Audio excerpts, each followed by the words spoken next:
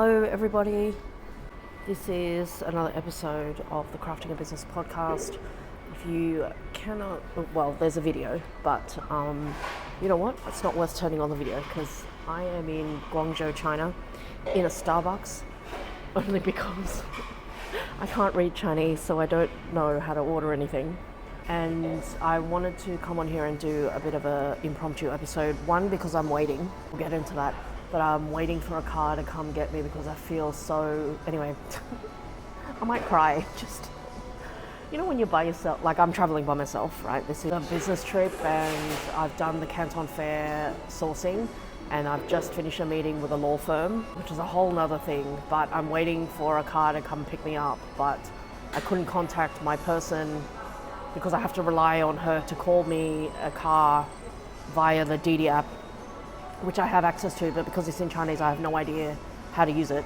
So I just feel like I'm a little bit non-independent, if that's a thing. Normally, in Sydney, I just get in the car, or I catch a train, or catch a bus, because I can get myself around. But I can't do that here. I was on a live yesterday on my Facebook page, and I was telling everybody that I feel a bit overwhelmed, and I do. I just feel like I'm on the brink of crying every minute while I'm here. But at the same time, I'm so appreciative and I'm so grateful for having this opportunity, right? So, I mean, right now, I don't know if you can see it, but the camera is tilted because I have a tripod, which I didn't download the app before I left home, which I should have. So now it's downloaded in Chinese, so I have no idea how to use it. So you guys get a crooked screen of me, sorry. There's no real plan for this episode. It's maybe just a bit of a rambling, what I'm feeling. But I wanted to get on here and just share with you guys that business is not easy.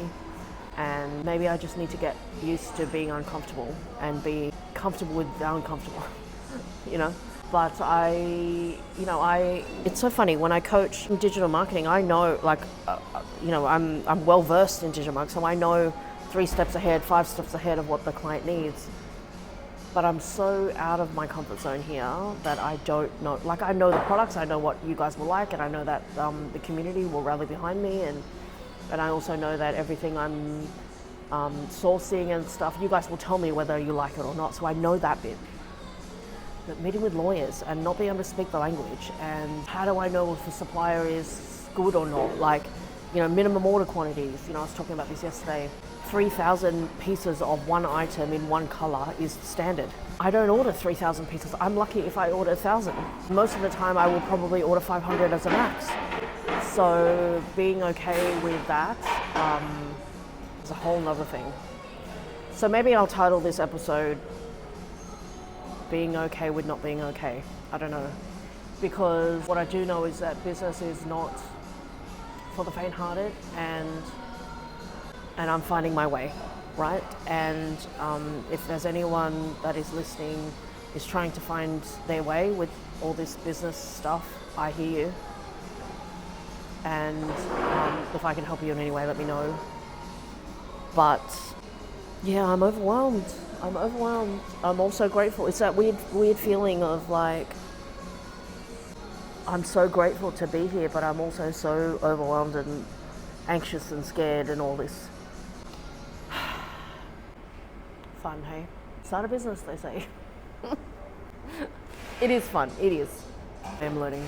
Also, I don't really do these episodes, hey? I don't really do podcast episodes where I guest, so I don't know what to talk about. And maybe this is a bit of a diary entry, like sourcing in China is I've learnt so much in the last few days, even just by how to speak to Chinese suppliers, what they find important, how do we have a mutually beneficial arrangement between me and the supplier.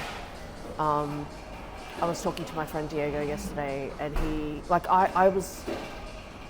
I felt a bit out of my depth, right? Like, the people that come to these fairs are buyers for like your Kmarts, your Targets, your Walmarts, with their millions and millions of pieces per color.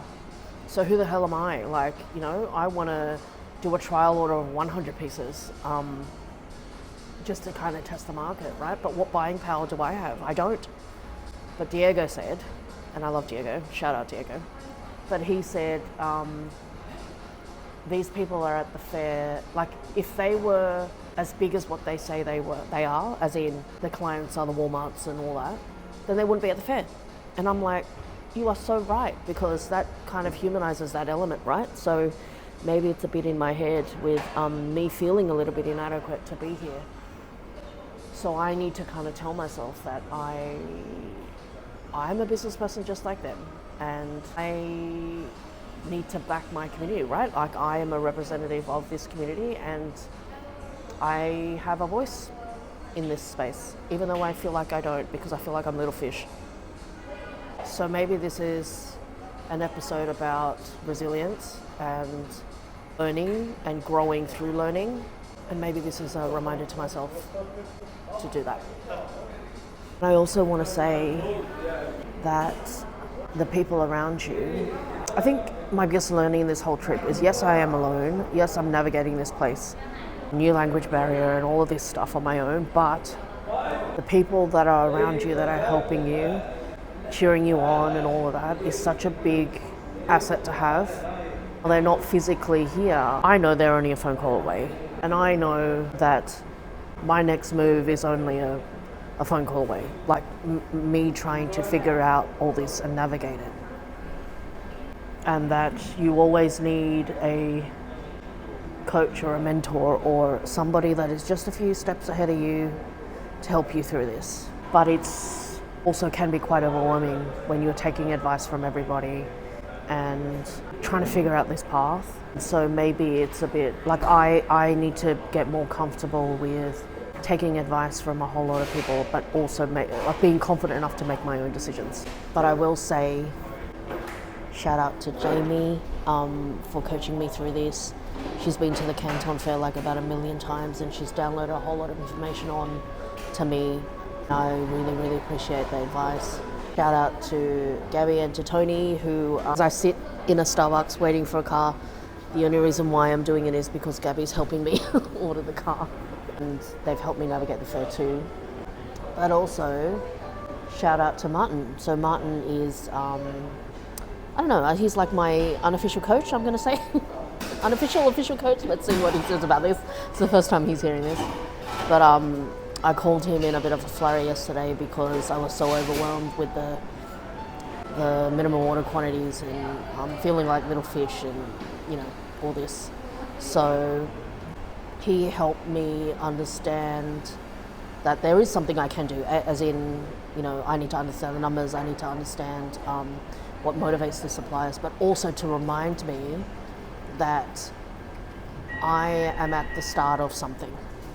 So I need to bring the supplier along on the journey as much as I am navigating this, right? So telling them who we are, telling them about the community, hoping that, convincing them so that they understand where I'm coming from, so that they can then be part of this journey and take a bet on me, right? So I guess what I'm saying in this is that the people around you matters, and so many cheerleaders that are there backing you, and I appreciate it. My husband is probably dealing with 2 screaming kids, negotiating with a 6 and a 3-year-old without mum there. It's not easy. And also dealing with all the meltdowns and getting the kids to daycare and making sure they're fed and all that. It's not easy. Me being here has had a flow-on effect on my family. And so I just appreciate, like, so while I'm here and I'm feeling overwhelmed and I'm feeling anxious and all this stuff, I'm reminding myself that there are people around you that are cheering you on. So onwards and upwards, and let's just keep going. This was a short one. I'm just going to leave it here. I'm going to drink my Starbucks matcha because it's the only thing that I could order. And see you guys at the next episode.